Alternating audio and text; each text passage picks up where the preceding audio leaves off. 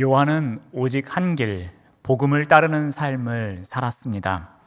그래서 그는 예루살렘에서 대제사장의 위협에도 불구하고 복음을 전했습니다. 복음이 필요한 곳이라면 사마리아 구석구석까지도 달려갔습니다. 그리고 소아시아의 7교에서도 복음의 능력이 무엇인지 보여주며 살았습니다. 마지막으로 유배지였던 반모섬에서도 복음을 위해 오직 한 길을 걸어갔습니다. 요한은 어느 곳에 있든지 무슨 일을 하든지 복음을 위해서라면 자신의 소신을 굽히지 않았습니다. 어떤 상황이든지 오직 한 길, 복음 전도자로 살아냈습니다. 그런데 이와 같이 오직 한 길을 걸어가기 위해서 꼭 필요한 것이 있습니다. 그것은 바로 낙심하지 않는 것입니다. 낙심의 사전적인 의미를 찾아보면 바라던 일이 이루어지지 않아서 맥이 풀리고 마음이 상하는 것을 말합니다. 오직 한 길을 걸어가기 위해서 열심히 살아가고 있는데 그 일이 잘 이루어지지 않습니다. 그리고 마음이 상합니다. 너무 힘듭니다. 이런 상황을 낙심이라고 합니다. 만일 사도 요한이 대제사장의 위협으로 인해서 예루살렘에서 복음을 전하지 않았더라면, 만일 사마리아에 복음을 전하려 가려고 할 때에 유대인 그리스도인들이 그곳에 가면 안 된다라고 비난해서 낙심하여 복음을 전하지 아니했더라면, 또 에베소에서의 살아갈 때에 내가 예루살렘을 떠나서 너무나 힘들다, 이곳에서는 그냥 적당히 살자라고 했을 때에, 또 반모섬에서 힘든 노동을 하는 가운데에 이 어려움 속에서 내 노년을 그냥 보내야지라는 마음을 먹었더라면 아마도 우리가 요한 서신이나 요한 계시록은 읽지 못했을 것입니다. 요한은 오직 복음을 위해서 자신의 소신을 굽히지 않고 오직 한 길을 걸어갔습니다. 낙심하는 일이 생기더라도 오직 그 길을 걸어가기 위해서 살아냅니다. 요한과 같이 또 복음 전도자로서 오직 한 길을 걸어간 사람이 있습니다. 바로 바울입니다. 바울 또한 선교지에서 많은 낙심을 경험합니다. 이번 선교지에 가서는 유대인들을 위해서 복음을 전도해야지, 이번 선교지에 가서는 헬라 문화에 고착되어 있는 이방인들에게 복음을 전해야지, 어디를 가든지 복음만을 위해서 살아가는 사람이었습니다. 그런데 막상 복음을 전할 때에 내부의 상황에 따라서든지 외적인 환경에 의해서든지 자신이 원하던 대로 결과를 얻지 못해서 낙심할 때도 있었습니다. 바울이 아덴을 방문했을 때의 일입니다. 우리 사도행전 17장 16절 말씀을 보면은 바울이 아덴에서 사람들을 기다리고 있었습니다. 그런데 그 성에 우상이 가득한 것을 봅니다. 이것을 보고서 바울의 마음이 격분이 일어납니다. 이 바울의 마음에 격분이 일어났다는 것을 직역을 하면 그의 속에 있는 그의 영이 분노로 타오르고 있다입니다. 그러니까 바울이 격분하는 것은 바울의 감정에 의해서 일어난 것이 아니라 바울 안에 내재하고 계시는 성령님께서 이 이방에 대해서, 이 우상에 대해서 거룩한 질투로 분노한 것이다 라고 나타내주고 있습니다. 이러한 타오르는 분노를 억누르지 못하고 바울은 어떻게 합니까? 우리 17절에서 18절 말씀을 보면은 회당에서 만나는 사람들이 있습니다. 유대인과 경건한 사람들이 있는데 그들에게도 복음을 전합니다. 또 장터에서도 사람들을 날마다 만납니다. 또 그 사람들과 만날 때에도 변론을 합니다. 또는 쾌락주의에 빠져있는 에피쿠로스 학파들을 만납니다. 그들과도 쟁론합니다. 또는 이상을 우선시하는 스토아 철학자들을 만날 때에도 바울은 쟁론을 합니다. 바울은 아덴에서 누구를 만나든지 그들에게 복음을 선포하고 있었습니다. 이런 바울을 향하여 아덴 사람들의 반응은 어떠했을까요? 우리 18절 말씀을 봅니다.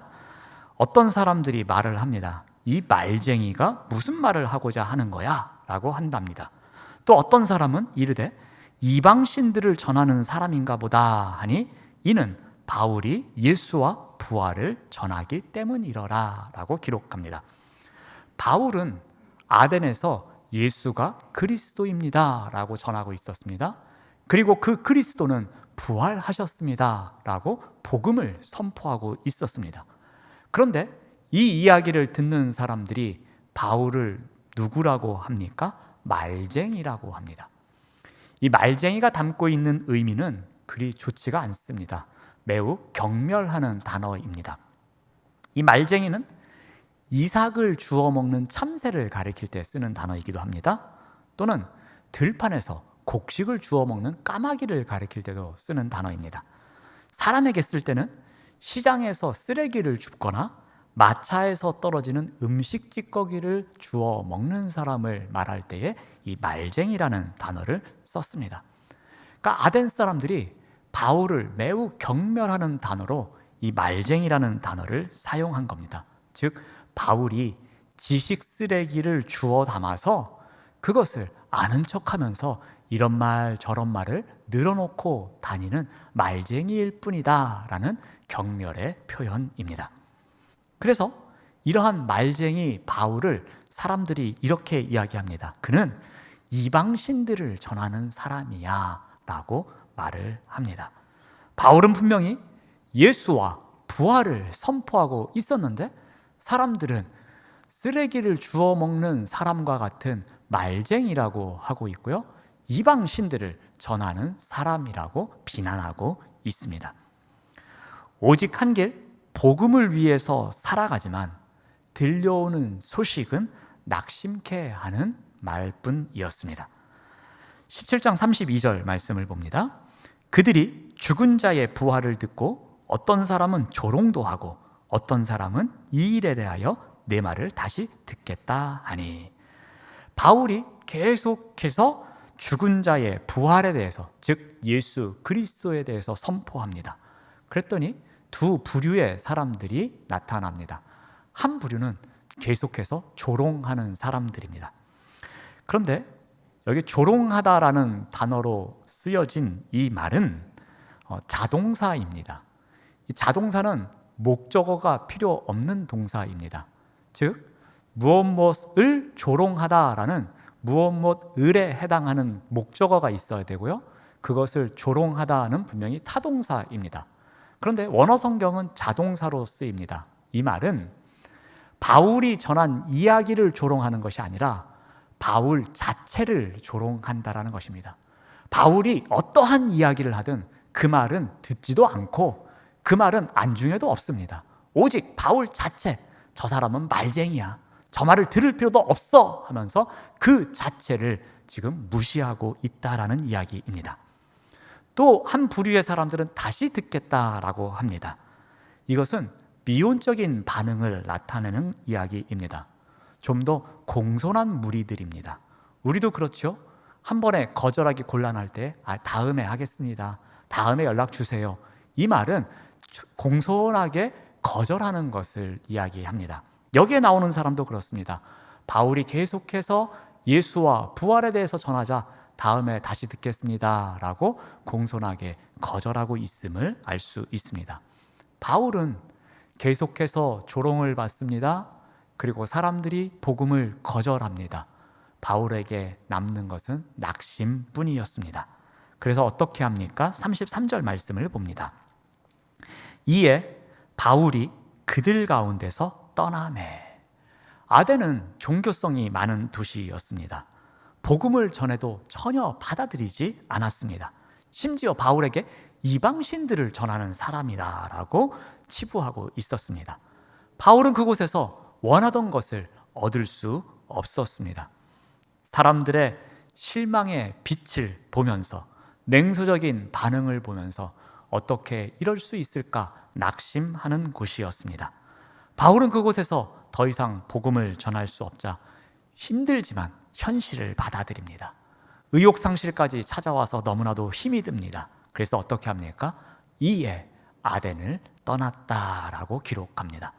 낙심하여 아덴을 떠납니다. 씁쓸한 퇴장입니다. 더 이상 바울은 할 일이 없는 도시였습니다.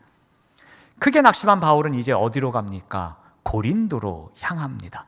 그곳에서 다시 한번 힘을 내보겠다라고 다시 한번 마음을 다잡고 고린도로 향합니다. 오직 한 길, 복음만을 선포하겠노라고 외칩니다. 그래서 바울은 어떻게 합니까? 18장 5절에서 6절 말씀을 봅니다. 바울이 하나님의 말씀에 붙잡혀 유대인들에게 예수는 그리스도라 밝히 증언하니 그들이 대적하여 비방하거늘.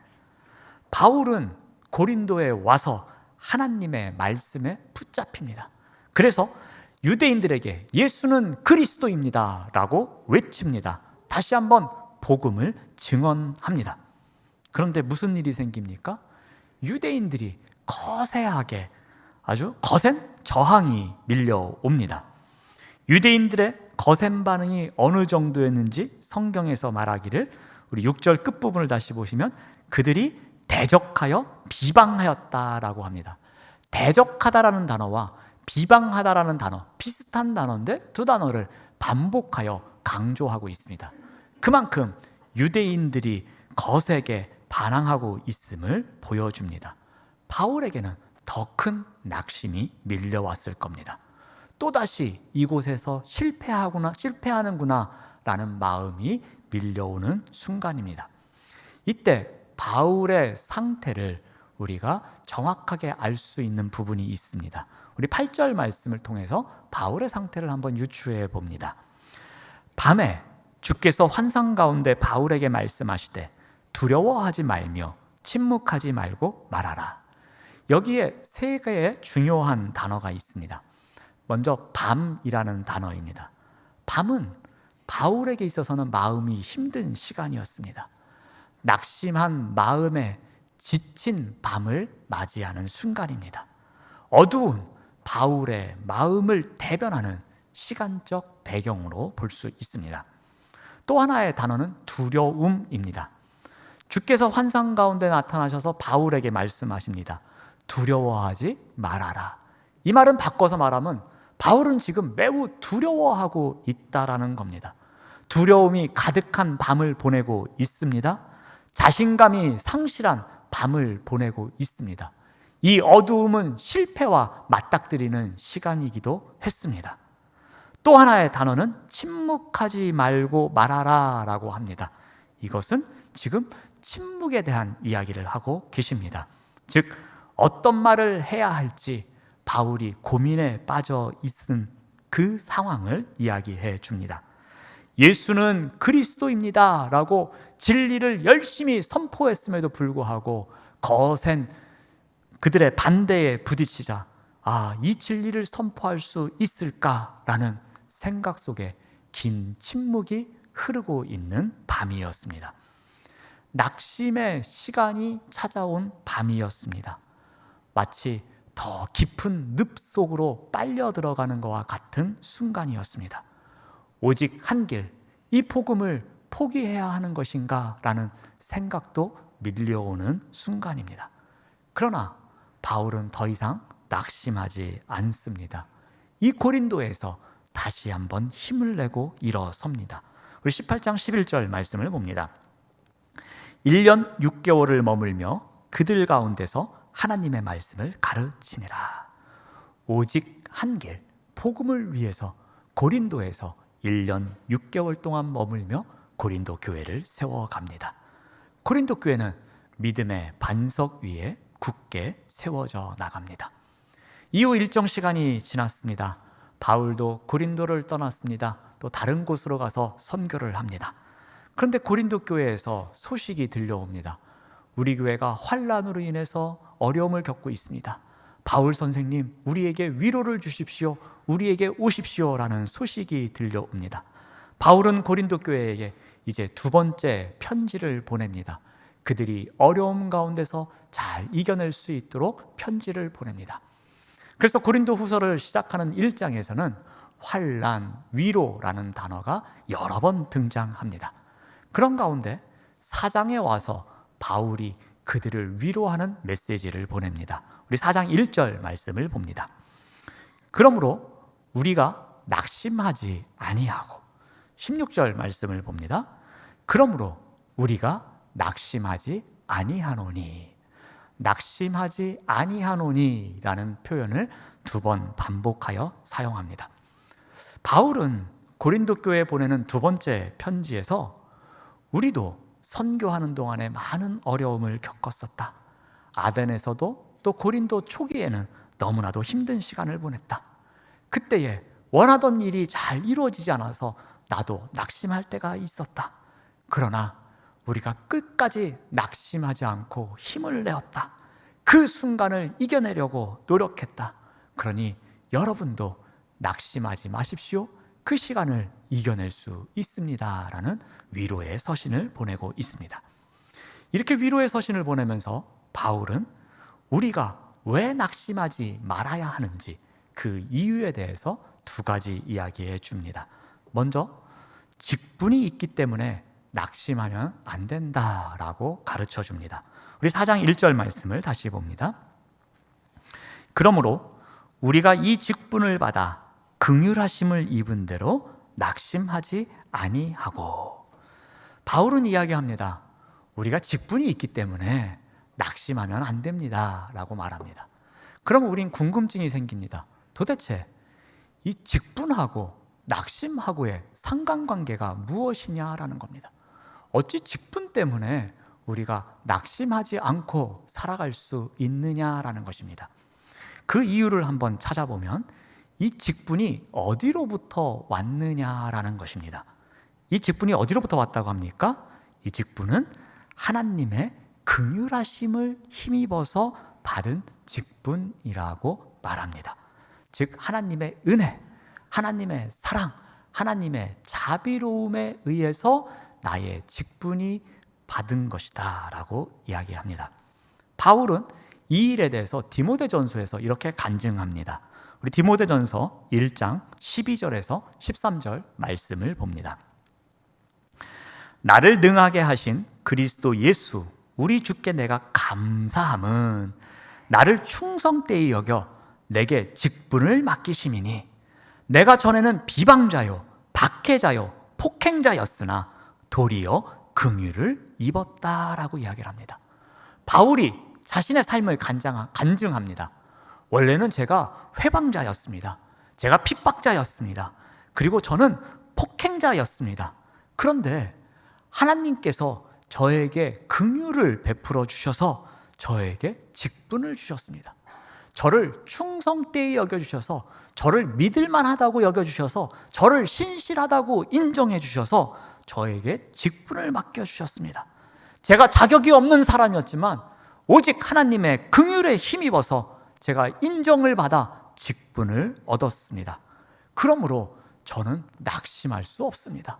그 직분이 하나님께서 주신 것이기에, 하나님의 긍휼하심으로 베풀어 주신 것이기에 제가 받을 자격이 없음에도 불구하고 그러한 직분을 받은 자이기에 저는 감사하며 살아갑니다.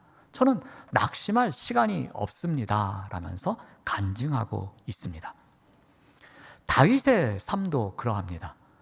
다윗의 인생 후반기에 쓰여진 시편이라고 하는 시편 23편이나 시편 86편을 보면 하나님의 인자하심에 대해서 계속해서 고백합니다.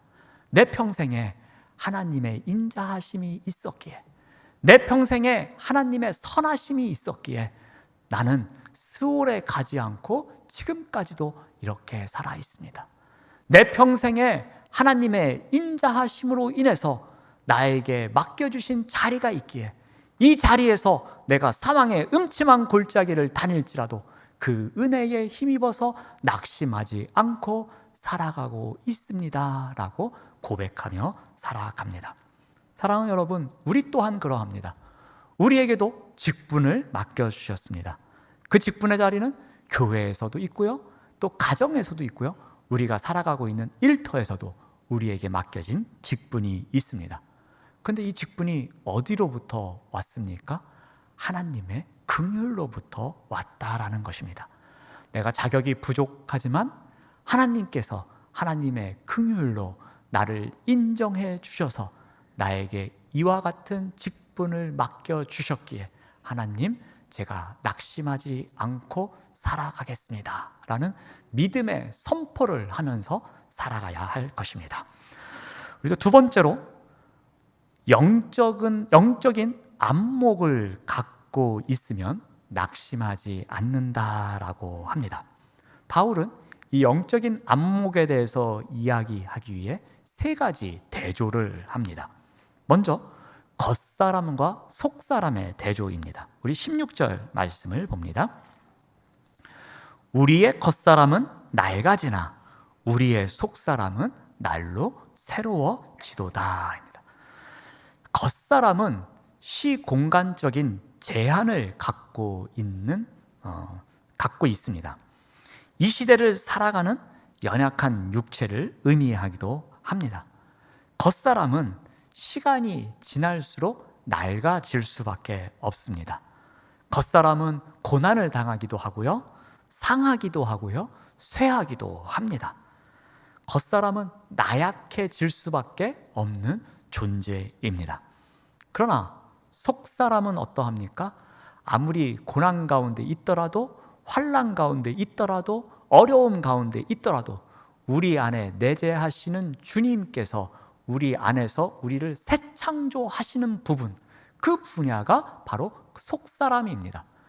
겉사람은 낡아가지만 속사람은 우리 주님에 의해서 계속해서 새 창조가 일어나고 있습니다.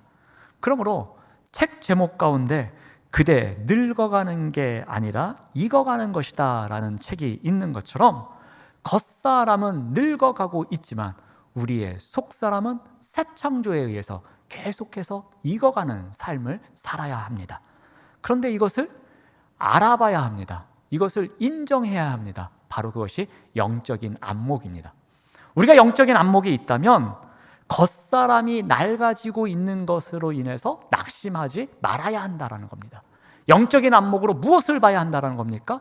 하나님에 의해서 계속해서 새 창조되어져서 익어가고 있는 우리의 속사람을 보아야 한다는 것입니다. 그런 속사람을 보기에 우리는 낙심하지 말아야 한다라고 가르쳐 줍니다.